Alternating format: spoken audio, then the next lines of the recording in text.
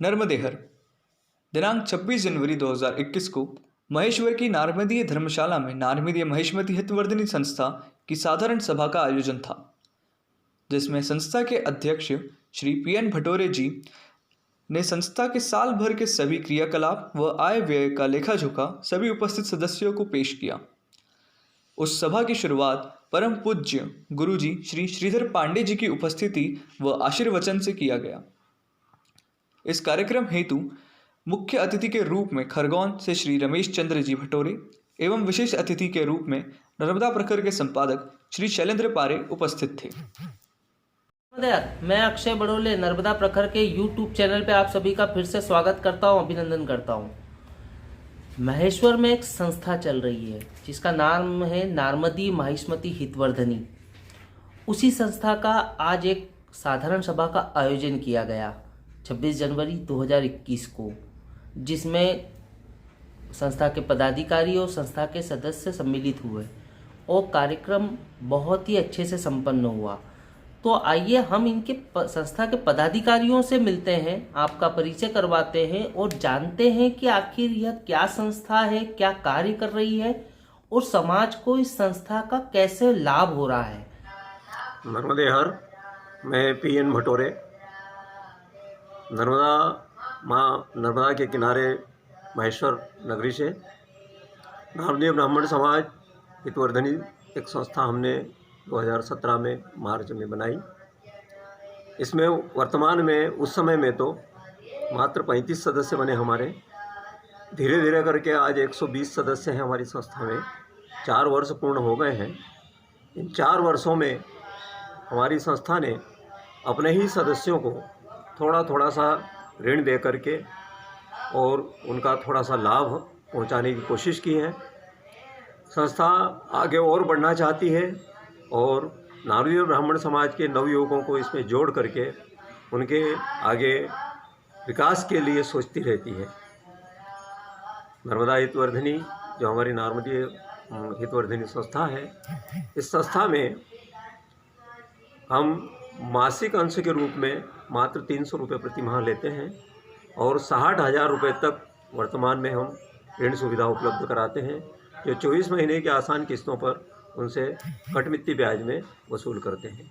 इस तरह से हमारी संस्था प्रयासरत ये है कि जो नारदीय ब्राह्मण समाज के नवयुवक जिनका एजुकेशन हो चुका है और बेरोजगार हैं, उनको छोटा सा रोजगार उपलब्ध कराने का हमारा प्रयास है।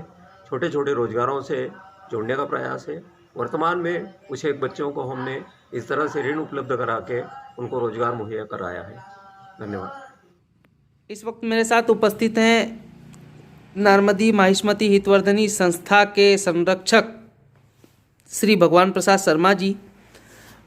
मैं आपसे जानना चाहूँगा कि यह जो अधिकतम 60,000 रुपये का ऋण आप देते हैं, एक घर से मान लो 5 सदस्य हो गए, संस्था के सदस्य बन गए और 5 ने लोन निकाल लिया, तो उनकी क्या आप गारंटी लेते हैं या क्या दस्तावेज उनसे पुख्ता रखते हैं या ऐसी क्या श्योरिटी रहती है कि अन्य सदस्यों का भी इसमें जो आर्थिक योगदान है या समावेश है अर्थ का, वो व्यर्थ ना जाए या सुचारू उनके पैसे रहें, सुरक्षित रहें।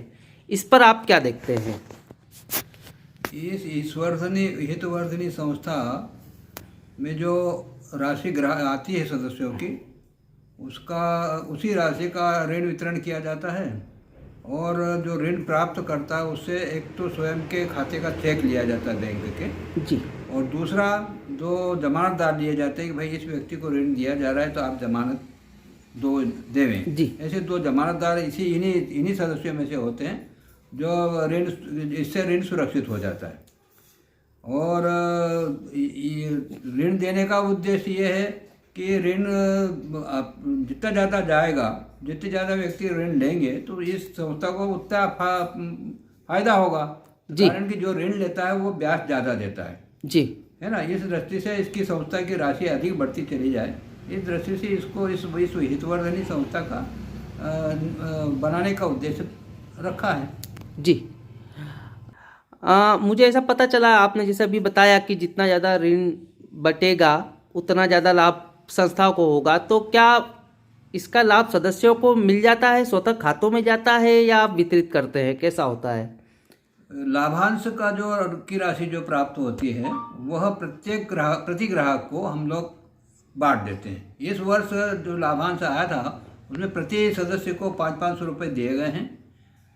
और हम लोग जो है इस समय 88 सदस्य हैं, तो उस हिसाब से करीब 43,500 रुपये 87 सदस्य में रहे इस बार। जी जी। उनको 43,500 रुपये करीब वितरण कर दिया गया। मतलब संस्था से साल के आखिरी में पैसा भी सदस्यों को लाभांश के रूप में वापस हो जाता है और सुगमता से ऋण भी उपलब्ध हो जाता है। तो एक परिवार से अधिकतम कितने ऋण? एक परिवार से 2 सदस्यों को हम ऋण देते हैं। मतलब 10 सदस्य हों तब भी 2 और 2 सदस्य हो तब भी 2। जी जी। उसकी वजह है कि अधिक सदस्यों को, यदि एक ही परिवार के अधिक सदस्यों को यदि ऋण दिया जाएगा फिर उसकी वसूली में तक परेशानी आएगी। इस परेशानी को देखते हुए कि ऋण डूबे भी नहीं और ऋण की वसूली शीघ्रता से हो जाए, तो प्रत्येक सदस्य को, प्रति परिवार को हम दो ही प्रति सदस्यों में से 2 ही को देते हैं। तो ये सारे नियम और बायलास पहले के बना के रखे हैं या एट ए टाइम आप डिसाइड करते हैं, कैसे होता है? कार्यकारिणियों की बैठक में होता है? कार्यकारिणी की बैठक में नियम बनाए हुए हैं और यदि किसी समय परिस्थिति परिवर्तित होती है तो परिस्थिति बदलने पर परिस्थिति अनुसार भी नियम तब्दील कर लिए जाते हैं। जी। और साधारण सभा में सारे प्रस्ताव पास होते हैं? कुछ प्रस्ताव कार्यकारिणी पास कर लेती है और कुछ सब प्रस्ताव साधारण सभा में पास होते हैं। जी। नर्मदे, और अब मेरे साथ उपस्थित है श्री अजय जोशी जी, जो कि नारमदीय माहिष्मती हितवर्धनी संस्था के संरक्षक हैं विगत वर्षों से और संस्था को सुचारू रूप से चलाने में अपना एक महत्वपूर्ण योगदान दे रहे हैं। आदरणीय अंकल, मैं आपसे ये जानना चाहूँगा कि हितवर्धनी संस्था पारदर्शिता को लेकर क्या सोच रही है? क्या सदस्यों, क्योंकि यह एक आर्थिक मामला इससे जुड़ जाता है हितवर्धनी संस्था से, और जहाँ तक मैंने सुना है कि आर्थिक रूप से पारदर्शिता जितनी ज़्यादा अच्छी रहे सदस्यों के लिए उतना ज़्यादा अच्छा रहता है। मैं आपके विचार जानना चाहूँगा पारदर्शिता के ऊपर। अक्षय भाई, नर्मदे हर। और आपका जो प्रश्न है, निश्चित रूप से देश के जो बड़े बड़े बैंक डिफाल्टर हुए या जो समाप्त हो गए, उसके पीछे पारदर्शिता का एक अपना महत्व है। कई बैंक जो समाप्त हुए, इनके डायरेक्टरों ने या तो गलत लोन बांट दिए या उन्होंने अपने रिश्तेदारों को लोन बांटकर उस संस्था को समाप्त कर दिया। इसलिए हम लोग हितवर्धनी में ध्यान रखते हैं कि सारी जो व्यवस्थाएं हैं सारे लोगों के नॉलेज में रहे।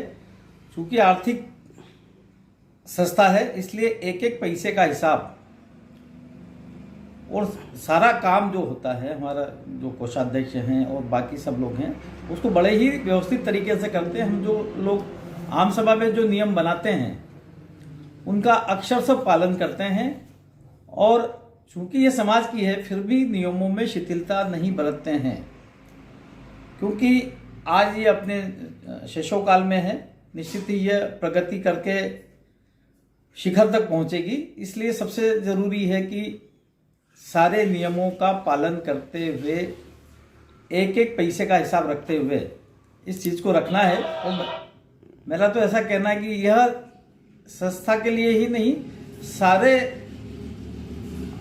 सारी संस्थाओं के लिए, या जो भी हमारा समाज है या अन्य समाज की जो संस्थाएं हैं, उनको भी अपने इसमें पारदर्शिता को प्रथम पायदान पर रखते हुए ऐसे कार्य करना चाहिए जो किसी भी सदस्य का अहित न करते हुए और न ही कोई सदस्य इसके कार्य प्रणाली पर कोई आरोप लगा सके, ऐसा मेरा मानना है। आज जो कार्यक्रम हुआ यह 26 जनवरी को आपने सुनिश्चित करा साधारण सभा, तो क्या संस्था का यह आयोजन प्रतिवर्ष हो रहा है या इसी वर्ष आयोजन किया गया? हम प्रतिवर्ष 26 जनवरी गणतंत्र दिवस के अवसर पर ही करते हैं और हमारी कोशिश ये रहती है कि चूँकि 26 जनवरी को 12-1 के बाद सारे सदस्य जो शासकीय सेवा में हैं वो भी या जो अन्य लोग हैं वो भी इसमें उपस्थित हो सकें, इसलिए 26 जनवरी का हमने तय कर रखा है कि ये कार्यक्रम इसी दिन होगा।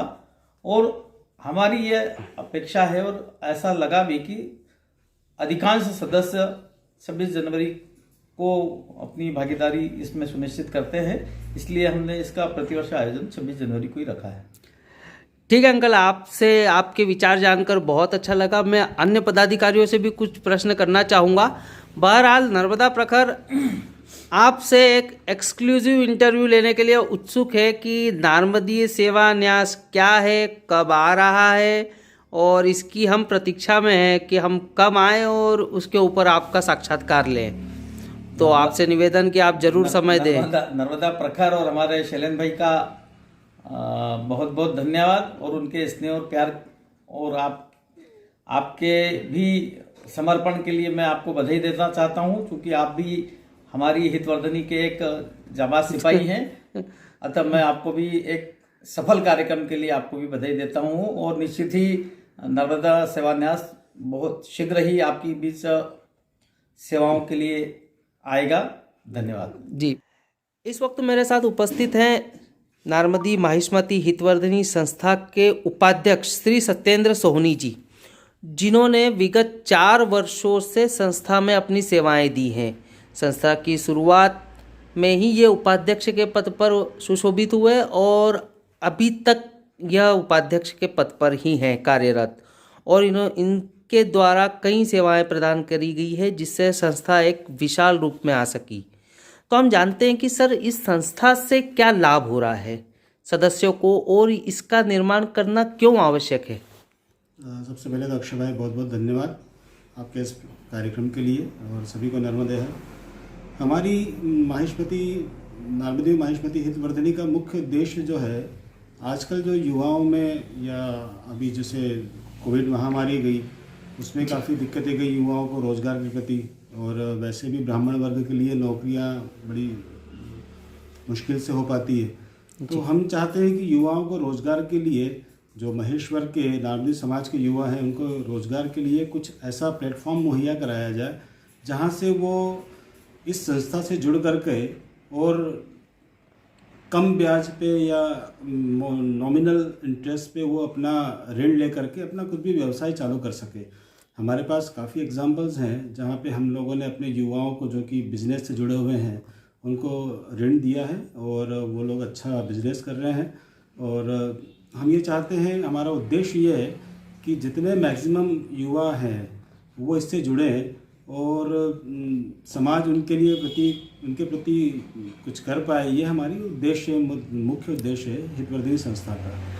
4 साल से जो संस्था चल रही है आपकी, तो इसमें अधिकतम ऋण सीमा अभी तक क्या है? शुरुआत में हम लोगों ने, चूँकि संस्था काफ़ी बाल स्तर पे थी, तो हम लोगों ने संस्था का ऋण मात्र 20,000 रुपये रखा था।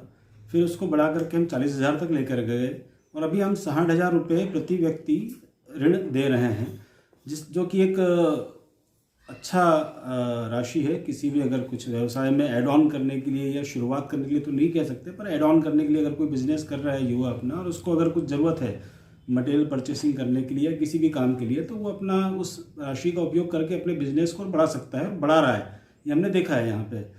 तो वो चीज़ें हमारी काम आ रही हैं, और भविष्य में जैसे जैसे हमारे सदस्य बढ़ते जाएंगे और जहाँ हम ऋण की पात्रता को भी बढ़ाते जाएंगे, ये हमने सोचा है इस बारे में। तो ये भविष्य में ये हमारी परिकल्पना है कि हम 60,000 को 1 लाख तक ले जाएं, ताकि ज़्यादा इससे लोग लाभान्वित हो सके और ज़्यादा ऋण लेकर के अपने कार्य को सुचारू रूप से कर सकें।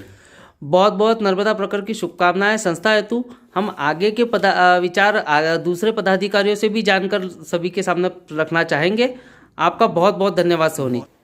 इस वक्त मेरे साथ उपस्थित हैं श्री अजय बिल्लोरे जी, जो हितवर्धनी संस्था के पिछले 4 वर्षों से सचिव हैं, और इन्हीं के द्वारा दी गई सेवाओं का प्रतिफल है कि हितवर्धनी संस्था महेश्वर इकाई में इतने उच्च स्तर पर पहुंची है।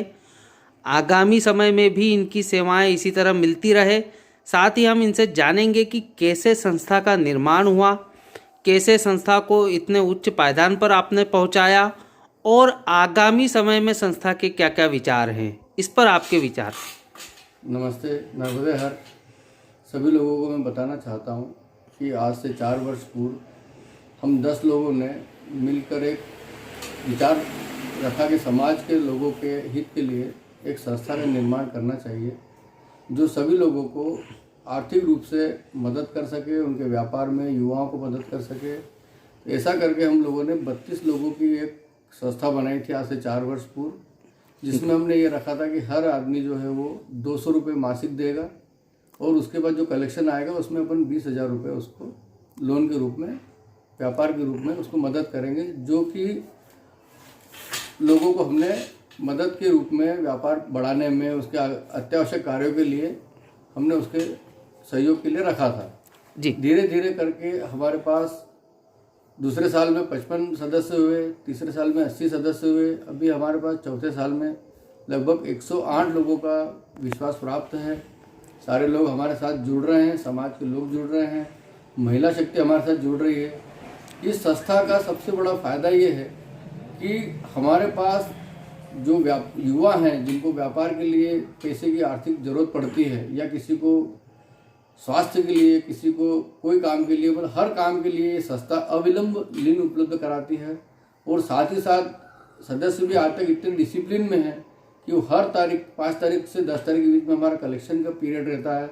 उस पीरियड में स्व अनुशासन से वो खुद अपनी किस्त, लोन, सारी चीज़ें जमा करते हैं। हमने भी 4 साल में ये प्रयास किया कि हमारी जो ये संस्था है जी, ये बेदाग रूप से काम करे, क्योंकि आर्थिक संस्था है और आर्थिक संस्था में जो है वो संचालन जो है वो बेदाग होना चाहिए, अन्यथा लोगों का विश्वास खत्म होता है। अभी तक का मतलब 100 सदस्यों के आसपास टर्नओवर कितना हो चुका होगा आपकी संस्था का 4 वर्षों में? हमारा लगभग 10 लाख से ऊपर सर अभी सदस्य टर्नओवर जा चुका है। और आगामी हमारा टारगेट जो है वो समाज के 135 घर है, हमारा ये टारगेट है कि लगभग हर घर से एक सदस्य हमें मिले और 50 लाख रुपए तक की संस्था को हम टारगेट पहुंचाने के अगले 2 साल का हमारा लक्ष्य बना के रखा है। नर्मदा प्रखर की शुभकामनाएं हैं आपके साथ कि यह अचीवमेंट बहुत जल्द से जल्द आपको प्राप्त हो।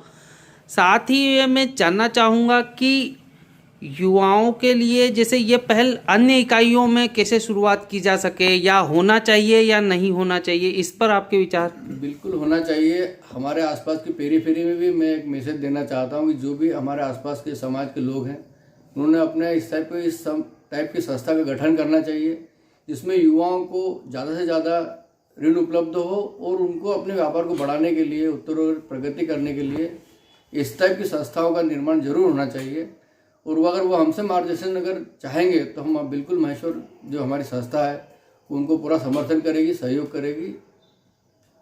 जी, तो बहुत बहुत धन्यवाद, आपने आपका अमूल्य समय दिया और हमें बताया कि संस्था कैसे अनवरत कार्य करते आ रही है और आगे यह क्रम निरंतर जारी रहे। आपको बहुत बहुत धन्यवाद, शुभकामनाएं। धन्यवाद। नर्मदा यार, इस वक्त मेरे साथ मौजूद हैं नारमदी महिष्मती हितवर्धनी संस्था के कोषाध्यक्ष श्री संदीप शर्मा जी। मैं जहाँ तक जानता हूँ, समझता हूँ कि इस संस्था को बनाने में आपका महत्वपूर्ण योगदान रहा है। आपके ही द्वारा पिछले 4 वर्षों से इस संस्था को सींचा जा रहा है, जो अब फल देने के लिए हमारे बीच मौजूद है। मैं आपसे ये जानना चाहता हूँ कि इस संस्था को बनाने का आपका मूल उद्देश्य क्या था? देखिए, वो सभी ने बता दिया कि संस्था क्यों बनाई है, आंशिक मासिक ले रहे हैं, ऋण उपलब्ध करवा रहे हैं। इस संस्था को बनाने से क्या आर्थिक लाभ समाज को मिलेगा, इसकी दूरदर्शिता क्या है, भविष्य के गर्त में क्या है, आप मुझे ये बताएं। मैं आपसे ये जानना चाहता हूँ। नर्मदा है, मैं आपको ये बताना चाहूँगा कि एक कोई व्यक्ति ऐसी संस्था को नहीं बना सकता। मैं चूँकि इसलिए इस का यहाँ पर जो प्रादुर्भाव हुआ इस संस्था का, उसका कारण मैं इसलिए बन पाया क्योंकि मैं जहाँ पहले रहता था खरगोन में, वहाँ पर मैं इसी एक संस्था को देख चुका था और वहाँ पर जो मैंने देखा कि इसका बहुत लाभ है। समाज के जो युवा वर्ग है और जो उद्यमी लोग हैं जिन्हें लोन की आवश्यकता पड़ती है, तो उनको किस तरीके से वहाँ पर इससे फ़ायदा हो रहा था।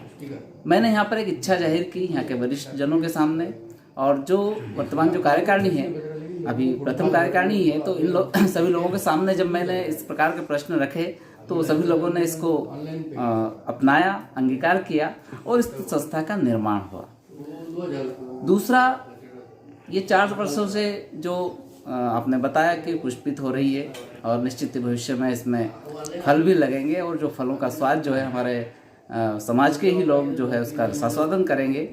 इसका मुख्य कारण ये रहा कि जो एक नियमावली हमने जो बनाई है, एक विधान बनाया है संस्था का, जो सभी को देखते हुए सभी के हित में उसके नियम बनाए हुए हैं और उन नियमों के आधार पर हमारी संस्था जो है, हमारी कार्यकारिणी जो है उसको संचालन कर रही है। ठीक, तो मैं ये बताना चाहता हूँ कि इसका संचालक जो है वो विधान है, कोई व्यक्ति नहीं है। ठीक और है, विधान के अनुसार हम चल करके इसको यहाँ तक पहुँचाए हैं। भविष्य में क्या छिपा है, मैं भविष्य जानना चाहता हूँ। भविष्य में मैंने सहकारिता के जो उसके जो परिणाम जो देखे हैं वो इस तरीके से, और जो मेरा भी एक सोच है और सब हमारी कार्यकारिणी का एक प्रतिबद्ध है इस सोच में कि हमारा समाज एक आत्मनिर्भर समाज बने। हमें इस संस्था के माध्यम से या ऐसी संस्थाओं के माध्यम से हर वो चीज़ जो है प्राप्त हो। और वो जैसे मैंने बीच में एक बार एक प्रस्ताव रखा भी था और इस तरीके का एक विचार भी था कि संस्था एक ऐसी एक सहकारी संस्था के रूप में एक ऐसा एक स्पॉट का निर्माण करें जहाँ पर कि जो आवश्यक दैनिक उपभोग की जो चीज़ें हैं जैसे किराना या अन्य इस प्रकार की हम एक प्रतिष्ठान एक खोलें और वो संस्था के माध्यम से संचालित हो। उसका जो लाभ है वो हम जो उपभोक्ता हैं उन्हीं को मिलता रहे। यह सहकारिता की विशेषता भी है कि दूसरों की मदद करते हुए भी हम लाभ कमाएं और यही हमारा उद्देश्य भी है कि इस संस्था को भी हम वहाँ तक ले जाना चाहते हैं कि इसका प्रत्येक सदस्य इस संस्था से प्रत्येक वो चीज़ प्राप्त कर सके जो उसे चाहिए। उद्यमियों के लिए कुछ, उद्यमियों के लिए एक तो ऋण का है ही, उसके अलावा भी जब भविष्य में इस संस्था का टर्नओवर अभी जैसे बताया था पूर्व वक्ताओं ने कि 10 लाख के आसपास इसका टर्नओवर बढ़ेगा तो निश्चित रूप से ऋण के अतिरिक्त भी कुछ कार्य किया जा सकता है जिससे उद्यमियों को स्वयं का उद्यम करने या फिर रोजगार, एटलीस्ट रोजगार के रूप में भी हम बहुत सारे युवाओं को एक माध्यम बन सकते हैं। आप में समाज सेवा का जज्बा है तो मैं ये कहूँगा कि इसी हितवर्धनी की संस्था की ब्रांचेस आप नहीं डाल सकते सभी इकाइयों में जिससे सभी को लाभ हो? देखिए, अपने समाज में अधिकतर स्थानों पर तो इस प्रकार की संस्थाएं चल रही है, इसलिए जो ब्रांचेस है वो संभव इसलिए भी नहीं है कि थोड़ा प्रशासन का भी उसमें नियमों का ध्यान रखना पड़ता है और इसको ज़्यादा फैलाने मतलब ज़्यादा इसका विस्तार करने से इसमें प्रशासन का के बहुत सारे नियमों के अपने को पालन करना पड़ेगा। तो भविष्य में योजना जरूर है इसको तहसील स्तर तक कम से कम ले जाया जा सके और यदि ऐसी सारी संस्थाओं का एक कोई संगठन बनता है तो उस दिशा में भी अपन सोच सकते हैं कि एक बड़ा संगठन बन जाए समाज का और उसके अंतर्गत सारी संस्थाएं कार्य करें। निश्चित रूप से समाज को आर्थिक समृद्ध करने का एक प्रयास है आपका। केवल और केवल मात्र आर्थिक, बाकी सारे सामाजिक कार्यक्रम अपने संगठनों के माध्यम से हो ही रहे हैं, लेकिन आर्थिक रूप से हमारा समाज बहुत ज़्यादा कुछ सोचने में अभी सफल नहीं हो सका है। उसी दिशा में हमारा एक ये प्रयास है। हमारी ओर से आपको बहुत बहुत सारी शुभकामनाएं और बधाइयाँ कि आपकी यह संस्था नित्य प्रतिदिन फले फूले और इसका लाभ हमारे समाज को मिले, ऐसी संस्था बनाई। इसलिए आप सभी पदाधिकारियों का हृदय से धन्यवाद ज्ञापित करूंगा और आशा करूंगा कि हमको ये मार्गदर्शन आगे भी बना रहे। आपका भी और नर्मदा प्रखर का भी बहुत बहुत आभार। धन्यवाद। धन्यवाद। नर्मदे हर आज मेरे साथ उपस्थित हैं डॉक्टर विकास डोंगरे जी महेश्वर से, जो काफ़ी समय से प्रशासनिक तो अपनी सेवाएं देते ही आ रहे हैं, लेकिन नार्मदी ब्राह्मण समाज के एक गौरव हैं, हमें गर्व है डॉक्टर साहब पर, क्योंकि जितनी सरलता से आप समाज के लिए उपस्थित होते हैं, समाज के कार्यक्रमों में उपस्थित होते हैं या स्वजनों की मदद करते हैं, वो हमारे लिए गौरवान्वित पल होता है। डॉक्टर साहब, हितवर्धनी संस्था के आप कार्यकारिणी सदस्य रहे विगत 4 वर्षों से और संस्था को इस मुकाम तक लाने में आपने काफ़ी प्रयास करे हैं। हम आपसे जानना चाहते हैं कि आज दिनांक 26 जनवरी को जो यह आयोजन हुआ साधारण सभा का, और हितवर्धनी संस्था की पारदर्शिता या आयोजन को लेकर कैसे क्या रहता है, आप थोड़ी सी जानकारी हमारे दर्शकों को दें। नमस्ते, नर्मदे हार। मैं डॉक्टर विकास डोंगरे, महेशमती नार्मदी हितवर्धनी संस्था में कार्यकारिणी सदस्य हूँ। और ये जो संस्था बनी गई है हमारे स्वजन और हमारे नार्मदी स्वजन हैं जो आर्थिक रूप से पिछड़े हैं उनकी मदद करने के लिए एक ऐसी एक संस्था बनी है जिसमें हम उनसे मासिक रूप से कुछ अंश इकट्ठा करते हैं और उसको लोन रूपी उनको मदद देते हैं और कुछ कुछ किस्तों के रूप में प्रति मास वह अपनी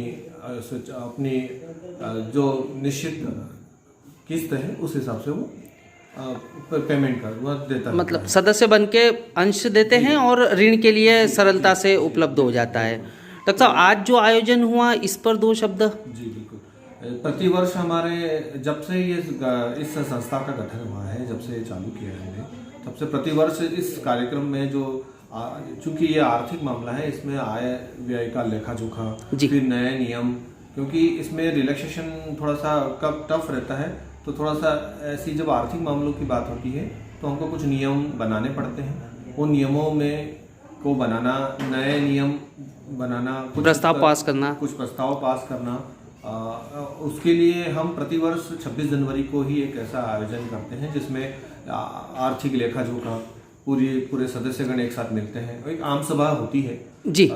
इस वर्ष जो है हमें गुरुजी श्रीधर पांडे जी जो थे वो हमारे आचार्य श्री दिलीप जी सोनी जी के गुरु थे जी। वो हमें आशीर्वचन देने के लिए आ गए। ये हमारे लिए सौभाग्य का समय विषय था और पल था जी। उन्हीं के साथ साथ हमारे जो संरक्षक टीम है जो इस संस्था के, उसमें श्री अपने अजय जोशी जी हैं और आचार्य दिलीप सोनी जी है और हमारे संस्था के अध्यक्ष श्री भटोरे जी। ये सभी मिलकर पूरी इस संस्था को बहुत अच्छे से सुचारू रूप से संचालन करा रहे हैं।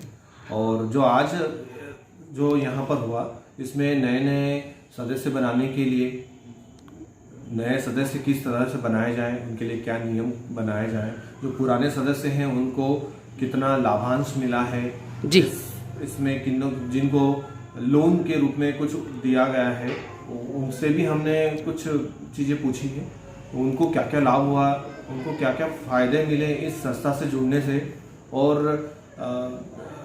इस संस्था में रहने से उनको क्या क्या फ़ायदे हुए, ये सारी चीज़ें हमने यहाँ पर डिस्कस करी। हाँ, बताया गया। और ये जब सभा हुई तो इसमें सारे सदस्य मौजूद थे, सभी का आशीर्वाद मिला, सभी कार्यकारिणी सदस्यों ने बहुत अच्छे से इसमें भाग लिया और सदस्यों की सारी समस्याओं का विचार विमर्श भी हुआ, उनके समस्याओं का समाधान भी किया गया। नए कुछ नियम, कुछ समस्याएं आई, उनके लिए भी नए नियम बनाए गए हैं और नए सदस्यों से भी मैं अपील करूंगा और ऐसे सदस्यों से भी अपील करूंगा हमारे नार्मदी स्वजनों से कि वह इस संस्था से जुड़े और इस संस्था को और आगे ले जाने में मदद करें ताकि आर्थिक रूप से पिछड़े लोग, और पैसों की आवश्यकता किसको नहीं होती, कभी भी किसी को कभी भी कहीं समस्या आती है सामाजिक रूप से, आर्थिक रूप से और यहाँ तक कि स्वास्थ्य रूप से जी, तो मैं चाहूँगा कि जुड़े। हमारे इसमें एक चिकित्सीय सहायता प्रकोष्ठ भी बना हुआ है, उसके लिए भी हम मदद करते हैं। तो मैं सभी से अपील करना चाहूँगा कि सभी जो सदस्य नहीं बने हैं हमारी समाज के महेश्वर इकाई के, वो कृपया इसका सदस्य बने और इस संस्था से जुड़कर सभी को लाभान्वित करें और खुद भी लाभान्वित।